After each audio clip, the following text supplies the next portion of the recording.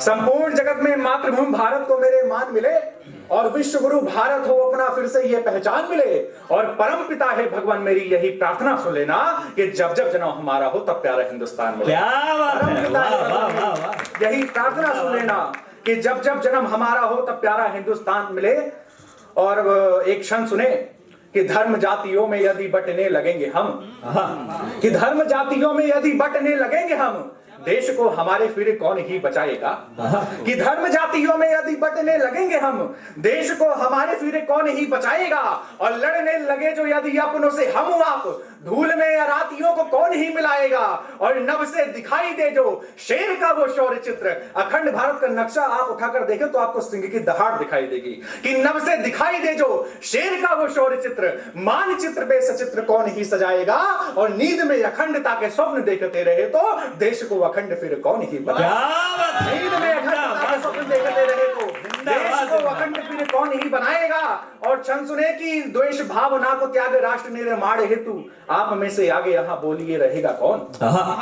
कि द्वेष भावना को त्याग राष्ट्र निर्माण हेतु आप में से आगे यहाँ बोलिए रहेगा कौन।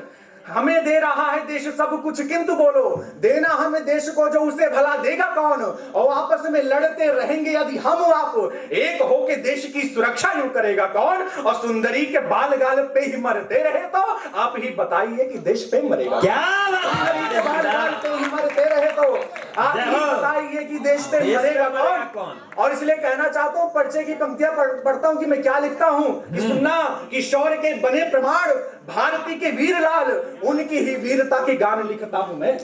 वाह। कि शौर्य के बने प्रमाण भारती के वीर लाल, उनकी ही वीरता के गान लिखता हूं मैं। और देश के लिए जिन्होंने दे दिए थे प्राण यहाँ, अपना उन्हें ही अभिमान लिखता हूं मैं। और शौर्य के प्रतीक थे जो धीर और वीर थे जो, उनको ही भारती की जान लिखता हूं मैं। और जो हमारे देश के हैं आन बान और शान, ऐसे शूरवीरों को महान लिखता। क्या बात है, जिंदाबाद। देश के हैं आन बान और शान, ऐसे शूरवीरों को महान लिखता हूं मैं। हमारे देश में एक बड़ी विडंबना है, वीर रस के कवियों पर यह आरोप लगता है कि तो पाकिस्तान और मंदिर के आगे कहीं बढ़ी नहीं पाते। मैं सिर्फ इतना कहना चाहता हूं, अगर मैं यहाँ पर विधा को स्पेसिफाई नहीं करूंगा, विशेष रूप से नहीं कहूंगा, कोई भी विधा का व्यक्ति हो या आप साहित्य के विद्यार्थी क्यों ना हो, अगर देश में गलत हो रहा है तो आपकी आवाज किसी ना किसी रूप में बुलंद होनी चाहिए। बहुत सुंदर बात। जब यहाँ गंगा में लाशें बह रही थी कोरोना काल, आप याद रखें और करें, और तब मैंने लिखा कि झूठी बातें चुनावी रैलियों में फेंकते हैं वो, झूठी बातें चुनावी रैलियों में फेंकते हैं वो, सियासी भूख के आगे नहीं कुछ देखते हैं वो। और यहाँ जलती चिताएं भी फपक कर रो रही हैं अब, जिनके ऊपर सियासी रोटियां आप सेकते हैं। बहुत बढ़िया भाई। यहाँ जलती चिताएं भी फपक कर रो रही हैं अब, जिनके ऊपर सियासी रोटियां आप सेकते हैं वो। बहुत सारे स्थान हैं और वहां पर नदियां बहती हैं और सभी सरकारों की एक आकांक्षा रहती है, ये एक झूठा उनका वादा रहता है कि नदियों को साफ कर देंगे। मैं प्रधानमंत्री जी को कहूं या मुख्यमंत्री को कहूं या किसी भी देश के किसी भी मंत्री को कहूं, अगर उसको ये जिम्मेदारी दी गई कि तुमको नदी को साफ करना है, और जब वो आता है अपना दौरा करता है, तो आपने हर जगह देखा होगा किसी भी मंत्री का काफिला निकलता है तो उस पुल जहां से वो पुल से वो लोग गुजरते हैं वहां पर पर्दे लगा दिए जाते हैं। और कुछ ऐसे महानुभाव हमारे देश में मंत्री पैदा हो चुके हैं कि वो आते हैं तो उस पर्दे के आगे जो है एलईडी स्क्रीन लगा दिया जाता है, उस पर नमामि गंगे का प्रोजेक्ट चलता है, लेकिन उसके पीछे की गंदगी नहीं नजर आती है। और तब मैंने कहा कि गंगा हो स्वच्छ ऐसा यहां प्रण करेंगे हम, कि गंगा हो स्वच्छ ऐसा यहां प्रण करेंगे हम, और सत्य और गंगा हो स्वच्छ ऐसा यहां प्रण करेंगे हम। ये पंक्तियां थोड़ी विस्तृत हो रही है, मैं आगे बढ़ना चाहता हूं। बहुत अच्छा काम पाठ करें, एक बार जोरदार तालियां भाई के लिए बजाएं। गंगा हो स्वच्छ ऐसा यहां प्रण करेंगे हम, और सत्य छिपे इसका भी जतन करेंगे हम। क्या सच ना दिखे इसलिए पर्दे लगा दिए, हमको बताओ कैसे आचमन करेंगे। क्या सच ना दिखे इसलिए पर्दे लगा दिए, हमको बताओ कैसे आचमन करेंगे हम। और एक तो अपनी भारतीय संस्कृति को प्रणाम करता हूँ, एक कविता से जोड़ने का प्रयास करता हूँ। सुने। स्वागत है भाई।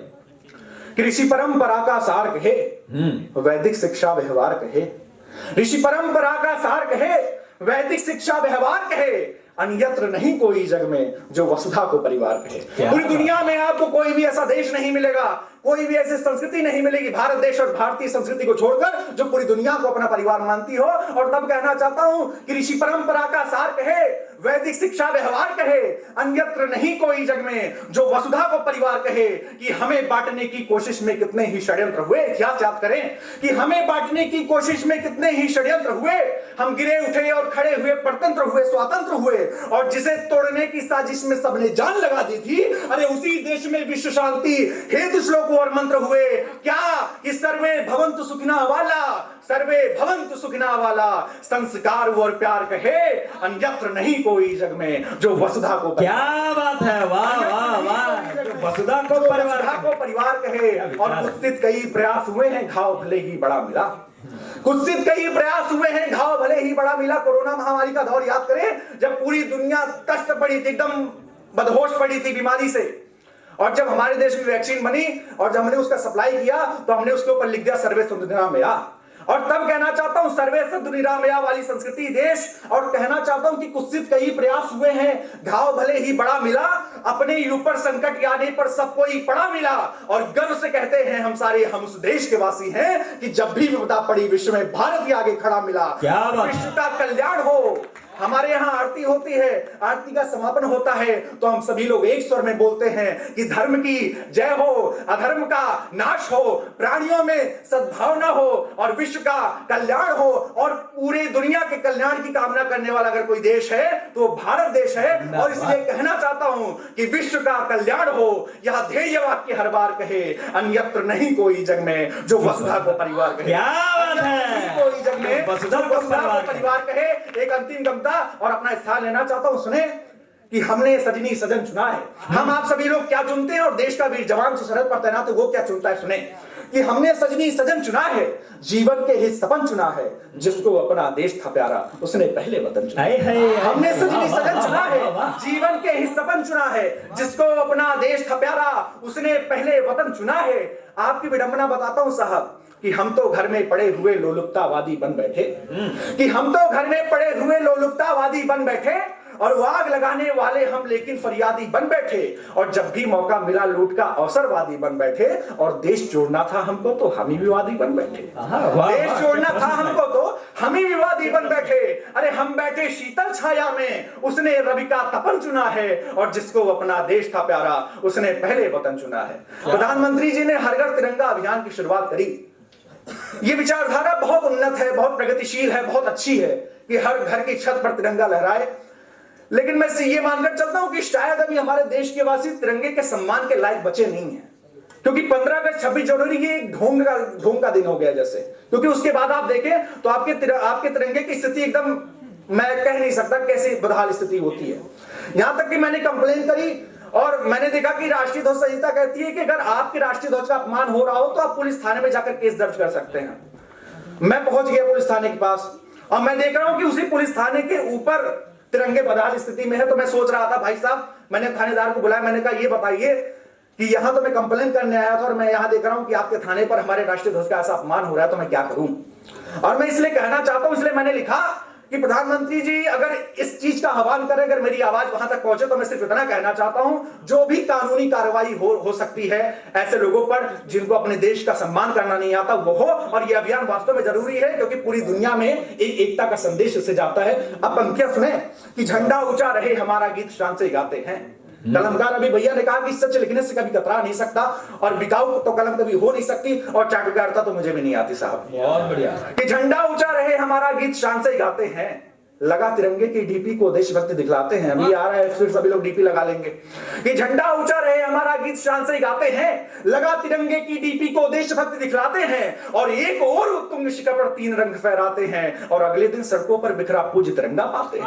अरे छोड़ दिया फहराकर हमने, छोड़ दिया फहराकर हमने, उसने ऊंचा गगन चुना है। अरे जिसको अपना देश था प्यारा उसने पहले वतन चुना है। और सुने आपकी विडंबना कि मातृभूमि की सेवा के नीति आगे बढ़ना छोड़ दिया, मातृभूमि की सेवा के नीति आगे बढ़ना छोड़ दिया, मानवता को झंझट कह के इसमें पढ़ना छोड़ दिया, और इतिहासों में नई कहानी हमने गढ़ना छोड़ दिया। अरे हमको खुद से मतलब था तो हमने लड़ना छोड़ दिया, हमको खुद से मतलब था तो हमने लड़ना छोड़ दिया। अरे हमने यौवन सुख को चाहा, हमने यौवन सुख को चाहा, उसने जीवन हवन चुना है, और जिसको अपना देश था प्यारा उसने पहले वतन चुना है। छोटी सी रचना और याद आ रही भैया, फिर मैं अपना स्थान लेता हूं। गणतंत्र दिवस रहा है, पता नहीं अवसर मिलेगा कि नहीं। मैं यहां पर सुनाता हूं, सुने कि हम एक सदा ही रहते तो भारत परतंत्र नहीं होता। सुपर फास्ट स्पीड है भाई। हम एक सदा ही रहते तो भारत परतंत्र नहीं होता, यदि वीर सिपाही ना होते तो यह गणतंत्र नहीं होता। हम एक सदा ही रहते तो भारत परतंत्र नहीं होता, यदि वीर सिपाही ना होते तो यह गणतंत्र नहीं होता।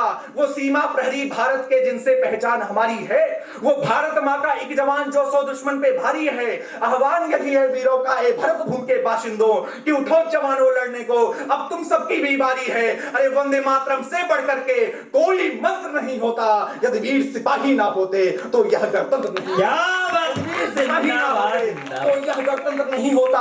वो सर्दी गर्मी बारिश तूफान हर मौसम में होते हैं। वो सर्दी गर्मी बारिश तूफान हर मौसम में होते हैं। जब हम सारे अपने घर में नींद चैन की सोते हैं, और आसान नहीं है मातृभूमि पर प्राण न्यौछावर कर देना। वो 1.25 अरब का बोझ उठाए निज कंधों पे ढोते हैं। जो सब कुछ कर दे ऐसा जग में कोई यंत्र नहीं होता, लेकिन वो सब कुछ कर सकते हैं कि जो सब कुछ कर दे ऐसा जग में कोई यंत्र नहीं होता, यदि वीर सिपाही ना होते तो यह गणतंत्र नहीं होता। और कविता की अंतिम पंक्तियां सुने कि जिन वीर सपूतों ने माटी का अनुपम स्वाभिमान लिखा, कि जिन वीर सपूतों ने माटी का अनुपम स्वाभिमान लिखा, त्याग तपस्या से भारत का गर्वित यह यशगान लिखा, उन वीरों की शौर्य कहानी विश्व पटल पर गुंजित हो। इसीलिए कविता गीतों में मैंने हिंदुस्तान लिखा। जो स्वाभिमान से वंचित हो वह स्वतंत्र नहीं होता, यदि वीर सिपाही ना होते तो यह गणतंत्र नहीं। जय जय जय जय जय जय, जिंदाबाद जिंदाबाद।